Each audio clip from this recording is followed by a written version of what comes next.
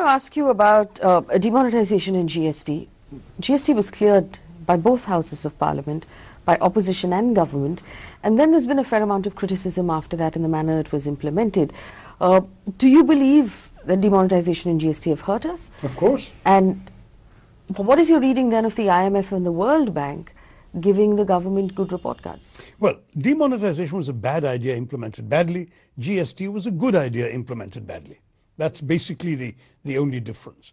Demonetisation, there is simply no credible argument for the enormous amounts of disruption and suffering that was caused for negligible return. In fact, hardly any money failed to come back into the system. Even counterfeit money and other kinds of black money appear to have been laundered in the process of demonetisation. Meanwhile, over 135 people lost their lives in episodes connected directly to demonetisation. The economy stagnated, daily wage workers lost their jobs, many micro and small enterprises closed. You can't imagine the number of things that could have gone wrong, that did go wrong, and that were not anticipated by our government. So demonetisation, there is nothing good to be said. I've written an extensive paper on this, and I will completely refuse to buy any argument by the IMF or anybody else that it's done any good whatsoever. GST is a slightly different story. GST is something our own government was clamoring for. For 8 years, we tried to get this through the opposition. But amongst our most staunch critics and defenders and obstacles was the Chief Minister of Gujarat, Mr. Narendra Modi. The government of India just couldn't get the opposition to agree that GST would be a good thing. In the end, as you know, the BJP came up with a somewhat different GST bill than we had. It included preposterous ideas like a distinction between producer states and consumer states, which we rightly and staunchly opposed. We were pretty much alone in fighting for the return to the kind of simple, clear, one nation, one tax approach that had lain behind our original GST concept.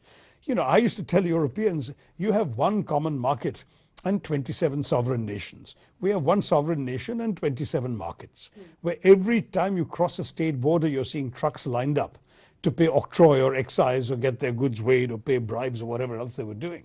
We have to get rid of this if we want to really be a thriving economy. And so GST in conception was a good one. But look at the dog's breakfast they've made of it. But when it passed through Parliament and it was supported by the Congress party and the rest of the opposition at that point, wasn't there a responsibility if you thought it was going to be bad for us as Who resisted it as long as we did? We were essentially in the end isolated.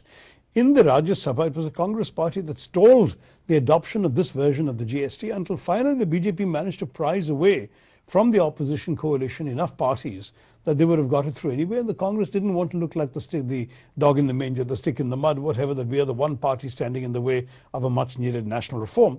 And of course we were constantly being reminded this was your idea in the first place. And you know, the cliche that I've flung at the BJP many a time, that where you stand depends on where you sit. You're now sitting in government and everything where you had the opposite stand when you were in the opposition, you've now turned around and started adopting. I mean, most of the BJP's economic achievements have literally all begun as UPA ideas, including GST. So we said, all right, let's not be the final obstacle. But we had made it very clear, for example, right till the last day, we wanted a constitutional amendment that would have prohibited the GST going above 18%. The BJP refused. They gave the very specious argument that you can't put a number in the Constitution, which turns out not to be true. There are numbers in the Constitution.